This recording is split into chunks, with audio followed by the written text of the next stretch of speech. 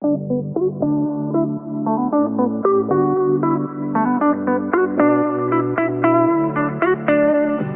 listening to the Reality of It All podcast, candid conversations about today's hot topics.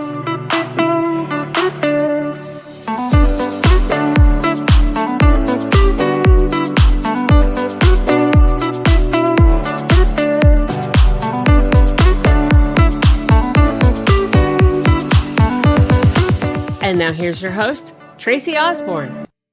Hey, everybody. Welcome back to the show.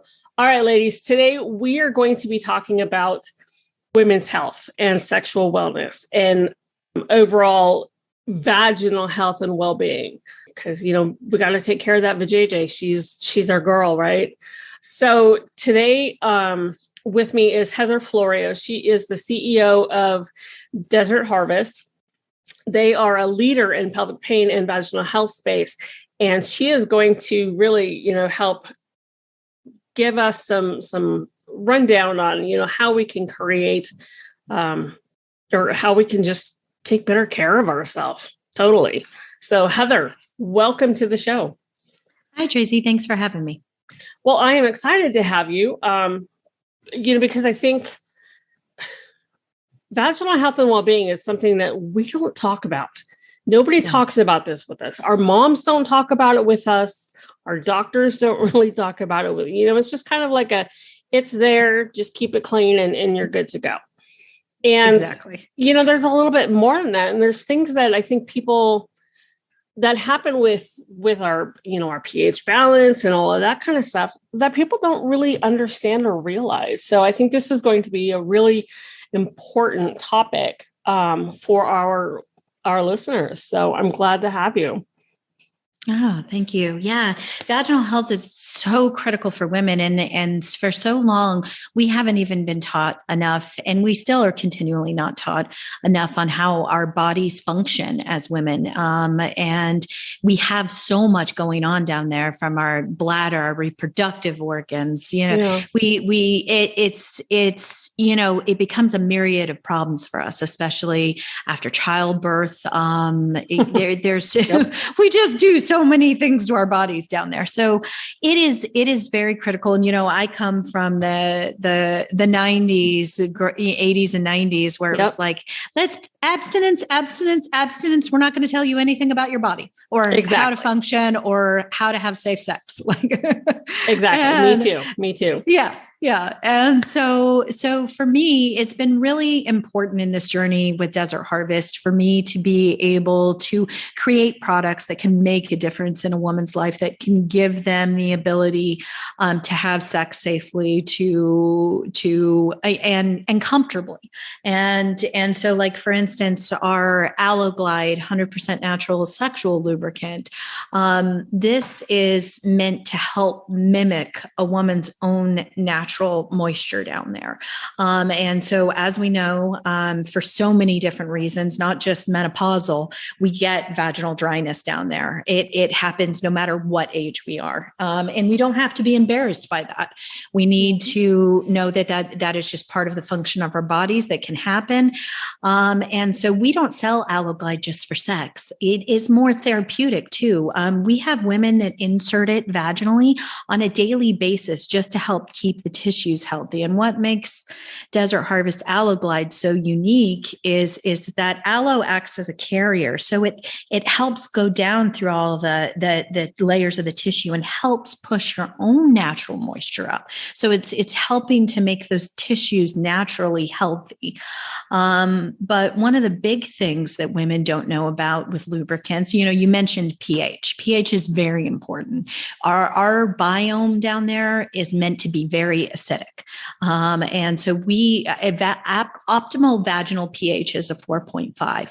Almost every product we introduce to our biome down there throws that off. Sperm is a 7 or an 8. Typical body washes that are out on the market, 7 or 8. So we're constantly introducing things down there that just constantly throw off our biome.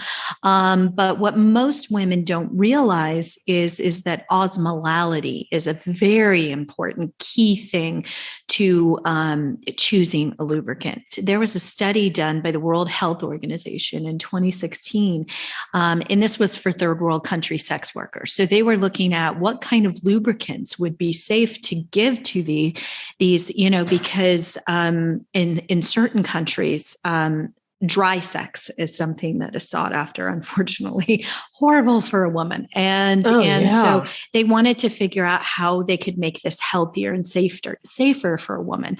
And so in looking at all these different lubricants, and just so you understand, osmolality is how fluid water flows in and out of our cells.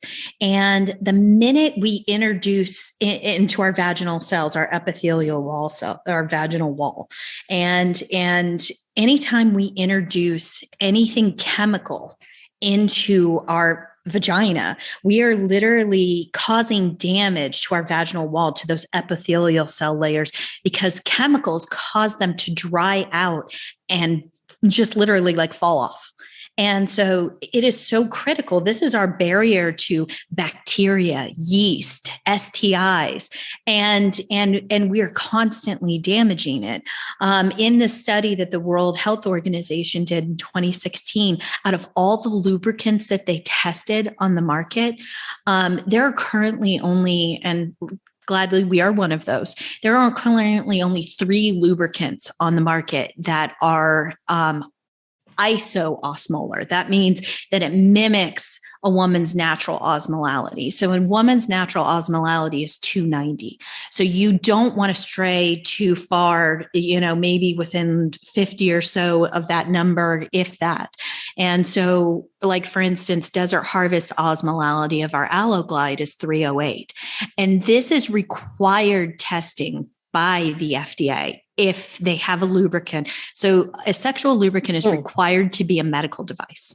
And unfortunately, with the days of COVID right now, there has not been a lot of enforcement. There's been a lot of things that have popped up lubricant wise that may not be an actual FDA approved medical device, but it is required as part of the FDA medical testing that they get that osmolality level checked now. And so this is hugely important for women, but most of and I won't go into brands, but I will say most of the brands you see on the store shelves and that off the top of your head, for instance, their osmolality was like 10,000.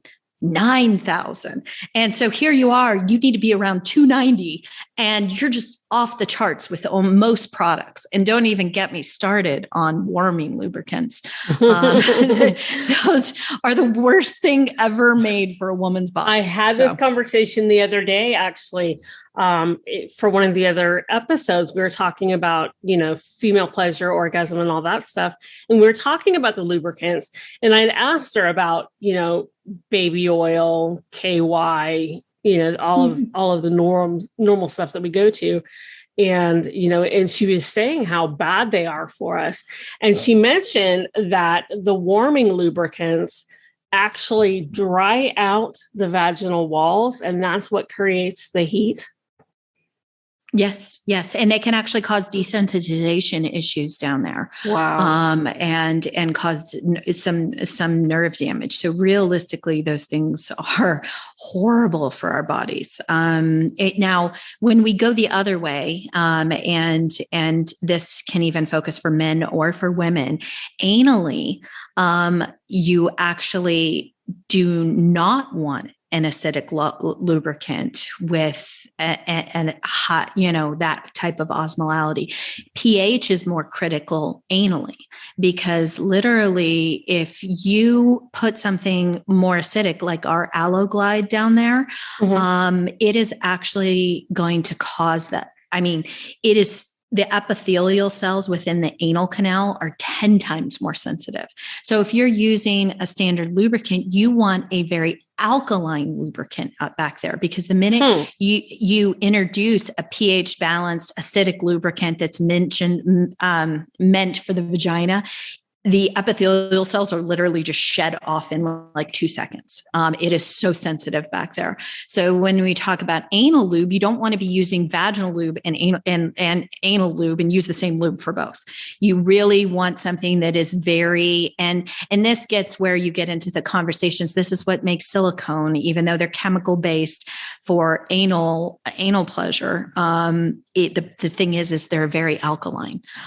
So they're going to be on that 7 or that 8 scale. And that's what makes those type of lubricants so good for anal use. Wow. Wow. Yeah, I'm sitting here, I'm pushing 50 and I'm thinking, I'm well versed in this area and I'm listening to you and I'm going, I don't know jack shit. Yeah. So this is really fascinating. And this kind of rolls into the book that I had mentioned to you earlier. So this fall, I was lucky enough to be able to collaborate with an amazing pelvic floor physical therapist and author. Her name is Ingrid Harm Hernandez, and she is over at Duke University. Well, she just retired. She's been at Duke University for over 30 years, and she kind of helped grow this program into what it is. And, you could go back to 2015 and most people wouldn't even know what pelvic floor physical therapy is. Luckily, it's becoming part of the conversation for women and men alike. Men think that they're excluded in this, and men aren't very interested always in pelvic floor physical therapy because it can involve some anal stimulation because that's how they access a majority of their pelvic floor muscles. But and it becomes a scary thing. It becomes an unknown. So Ingrid wrote this amazing book, her methodology for the past 30 so years, and was called The Musculoskeletal Mystery, and was able to talk about the process, understand if you're getting this diagnosis, you could be pelvic floor could benefit you here if you have interstitial cystitis, if you have endometriosis, if you have, so this kind of goes down the gambit of all different urinary incontinence, fecal incontinence. It goes down and then talks about the collaborative team approach of working with your gynecologist, your urologist,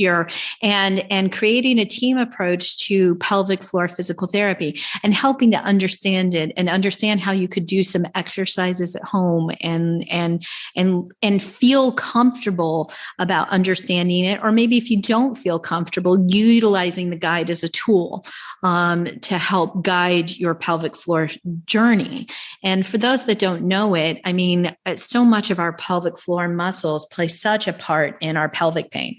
And that goes back into that conversation again, where we're talking about our bladder and all of our reproductive organs and we don't realize that so many things, whether it's childbirth, whether it's riding a bicycle, all different kinds of things can impact sex itself, can have such an impact on our pelvic floor.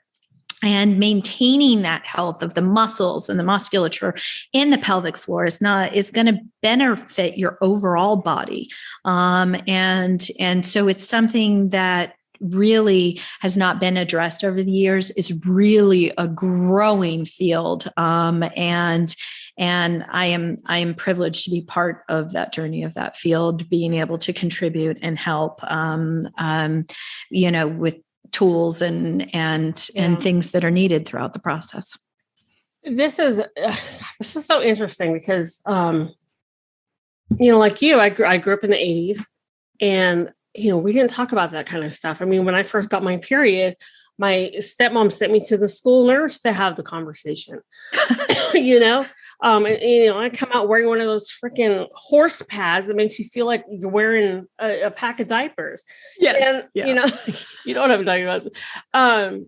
So we didn't talk about that kind of stuff. And I never really paid much attention to it. I mean, it wasn't until, this is kind of embarrassing to say, but it wasn't until just a few years ago that I actually learned you did not urinate and menstruate from the same hole. I for years, my whole life, I thought there was just one opening down there. Come to find out, no, there's not. And that's because we don't educate our females, our daughters and all of that on the female body. So no, most people think everything right there that you see and can touch is your vagina. Yeah. We don't realize that the inner part is only our vagina. We have the vulva and the bull. You have you have the vestibule. We have all of these different components that most women don't even know make up part of their body.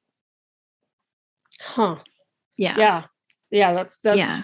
And let alone learn all the muscles, the bulbar cavernous, the ischial cavern, learning all of these different pelvic floor muscles that most of them will be like, oh my gosh, it's my sciatica or something. The only thing that we know about going on, in our back region all the way down into, buttocks and thighs.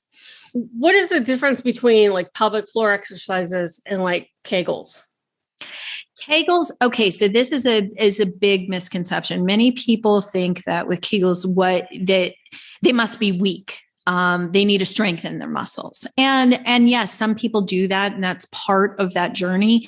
But this is where you need a pelvic floor muscle. It could be that your muscles are too weak, but it could be that you're doing more damage because your muscles are tense and they need to be released. And that goes into different types. That's where it goes into that trigger point therapy that can be done in a pelvic PT's office. That goes into, a lot of the different treatment plans.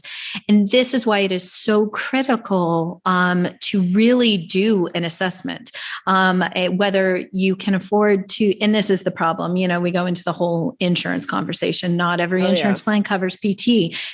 Pelvic PT is not cheap. So that's why, we created this book, The Musculoskeletal Mystery, because at least you could do some self-assessment on your muscles, understand where they are, how they feel, do kind of a self journey with that. But if you can go to a pelvic PT, it'll leaps and bounds, because it will allow you to get a full overview of what you need and what you don't need. Kegels have become such a popular thing in our society, and everybody knows them and they think, oh, this is what I need to do. But in reality, you could be causing more damage. Wow. Wow. Yeah. I'm one of those. I've had 4 kids, 6 pregnancies, and it's like, okay, I need to do Kegels. I need to tighten up down there and all of that. And I may very well, who knows, be doing harm. So that's really, really fascinating, really interesting. Huh. Yeah, you've really got to be able to learn where you might have muscle weakness, or you might have too tense and too tight of a muscle, and learn to utilize and understand the difference. Now, is that something that can help with, like incontinence? So for those of us who have had kids, we sneeze, we pee, right? So is that something that can help with that? Yes, that is a common misconception. That is not okay to sneeze and pee. and we've learned in our society that a little bit of leakage is okay. And that is not okay. You're leaking, you have incontinence of some sort, whether it's fecal, whether it's urinary, go see a pelvic PT, because that is one of the best treatable things that they treat, is that, let alone endometriosis and interstitial cystitis. And there's a whole host of things that pelvic PT can help with, but definitely incontinence, and having that conversation and understanding that what we would normally think is okay in our society may actually not be. Wow. I have an appointment with my doctor at the end of the month for my yearly, so I will be sure and talk with him about this. Yes. Now, you guys have you're getting ready to launch a pelvic health vibrator that is to help diagnose and treat pelvic health issues. What's that all about? Yes. So I can't go into full detail about it because we're still in the prototype phase. But essentially, yeah. So this particular product will be released sometime this year, and it will be unlike anything else that's on the market. And it'll allow us to utilize a tool at home in the comfort of their own home, and then seek out help and alternatives that they may not know that they need or that they have. We go into that conversation about whether your muscles are strong or whether your muscles are too strong or too weak. This will be a very helpful tool to be able to gauge that from an at-home perspective. And so we hope to be launching that sometime this year. Wow, that's great. It definitely, want to make sure we stay in touch and have you back on when that launches to talk about that some more. So, oh yeah, we're looking forward to that. This one is going to be revolutionary for women and men. So we're really excited about it. Wow. Oh my God. I'm just learning so much. I'm just like, wow. That's all I can really say. Now, what about like pelvic floor wands? What are those? Okay, so those are used a lot. They look like they might be some dildo type device or something like that, and they can be very scary sometimes. Okay. When you look at them, especially if you're not used to using maybe sexual aids at home, but essentially these wands are meant for helping to release the muscles. So when I talk about the muscles being very tensed up, it's like a trigger point therapy. You imagine if you rub a muscle on the outside of your skin and it begins to release that tension and release that muscle that might be tightened around a nerve or something like that. This is what it's doing for your pelvic floor muscles. But obviously we have to do it internally, vaginally or anally for women and anally for men. And then there's also options to do, some trigger point therapy on the outer part of the body, and utilizing the exact same tool. And so there are a lot of great wands out there. They're kind of starting to flood the market now. My particular preference is there's a company called IC Relief. They make a wand that is made out of a borosilicate German glass. And you think glass, oh my gosh, it's going to break, it's going to shatter, it's going to chip. And amazingly enough, it does not. But it's the biggest thing is that this glass is not porous. One of the things you have, just like with any sex toys or anything else like that, you have to be really careful about cleaning, because most of the substrates, all the other substrates, silicone, all different types of plastic, things like that, these are all going to be porous materials. So if you're not properly cleaning after every use and being very careful, you're going to be introducing bacteria and other things like that into your biome. And so I find that's kind of why I like this IC Relief product, because it really, you don't have to worry about that. You don't have to worry about, did I clean this enough? Is this going to be safe enough? And so this is why that's kind of like my go-to one that I recommend to people. Gotcha. And it is one that we ended up listing in the book as a result, because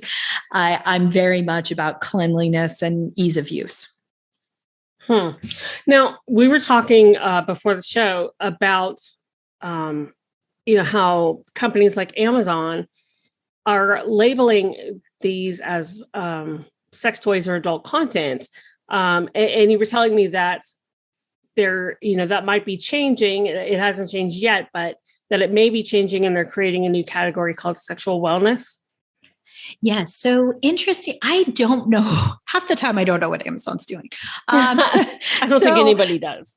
No. And so earlier last year, we got a notice, and I'm sure many other people did, from Amazon, talking about labeling of their, products, relabeling pelvic health tools. So these pelvic wands you're talking about, our new device that comes out, the lubricants, everything else like that, anything that's used. You talk about Kegel exercise things, devices. You talk about all these different things that are going to be coming that we have out on the market. And right now they're listed as health aids. And the problem is that Amazon is now going to require, well, at least the notice earlier this year said that they were going to start classifying all of those under adult products. Which could lead some people to, some people already feel uncomfortable with this because they don't fully understand pelvic floor physical therapy.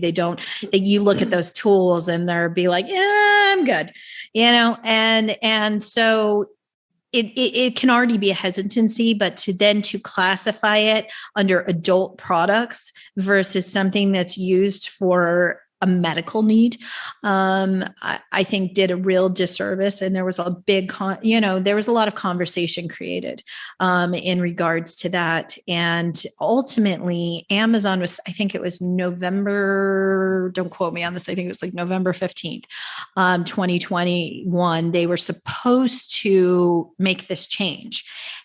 And that date passed and they said they were putting it off till the new year. So interestingly enough, Amazon has created a new kind of like sexual wellness category. And maybe this is going to be their fix to not lump all of the healthcare products under that and treat sexual health as a type of health and wellness, which is really what it should be, because there's a reason why our bodies do this. There's a reason why our bodies function and do this. And there's the reason why our bodies need to do this. And so we should start treating sex less as this dirty thing that needs to be hidden behind the door and more of a health and wellness conversation. And I think that if this is the route Amazon is taking, that's a good one. But they haven't said what they're doing to us yet. Right. We just got that random notice earlier in 2021, and then we heard they were going to delay it, and then we haven't heard anything since. Well, and I would hope that, doing things like what you're doing, coming out and speaking about stuff and having conversations like this will help to, open the eyes of these companies that, there's a difference between just sex toys and sexual wellness, and that they need to be classified separately. So hopefully this, conversations like this will do some good. Yes. I really do hope so. Because the conversation needs to change. I mean, I've desensitized my own children. Right. Sure. I have 2 adult boys now, and I think that they know more about a woman's body than most women know about a woman's body. That's good though. Yeah, I've made sure that they understand. They understand, that should be a whole conversation. Men should equally understand women's bodies and vice versa, so that you understand how they function, what they're doing biologically, and you can understand the needs of each other in a relationship, in a sexual relationship. You can, and it also makes it feel safer, especially for women. It can create an environment where if we're better educated, then we better understand going into this. And it's not like, oh my gosh, we just have to rip all each other's clothes off and we understand, how to, and I mean, of course we're all going to do that in some way or another, but at least this way, it creates a thing where if you understand a woman's body better, this was always important for me, for my children, that they understood the needs of a woman and understand when she was giving those needs and when she was not. And so I've been very vocal with them. I'm probably the embarrassing mom. That's good though, because you're teaching them that it's okay to talk about and it's nothing to be embarrassed about. And so they'll continue that conversation with their friends and with their children, so it's a great thing. Well, Heather, this has been incredibly educational and eye-opening for me, and I'm sure for our listeners too. So thank you so much for coming on and talking with me today. Oh, thank you so much, Tracey. I really appreciate you having me. And my pleasure. And especially here in this wonderful new year where hopefully it's going to be way better in 2021. We sure hope so. Yeah. Yeah. Well, thank you again for joining us. And listeners, I will have all of Heather's information down in the show notes. Just head over to therealityofitall.com and pull up Heather's episode, and all her contact information, link to her website, book, all that good stuff will be there for you. So as always, thank you so much for tuning in, and we'll talk to you in the next show. That's it for today's show. Thanks for listening. Be sure you subscribe to us on your favorite podcast platform.